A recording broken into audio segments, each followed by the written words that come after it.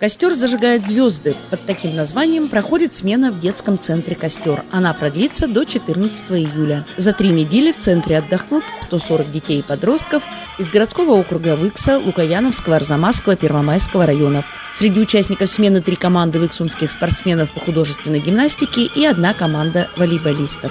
Педагогический коллектив сформирован из студентов Лукояновского педколледжа, студентов Нижегородского архитектурно-строительного университета и Нижегородского лингвистического университета имени Добролюбова. Ключевая идея смены – раскрытие внутреннего творческого потенциала каждого ребенка. Являясь активным участником игры в лагере, ребенок, как правило, после окончания смены начинает использовать приобретенные знания в школе, в компании друзей с целью организации досуга. В течение смены каждый отряд демонстрирует творчество в разных видах искусства, а в конце смены будет большой гала-концерт. Все дела творческие, иначе зачем?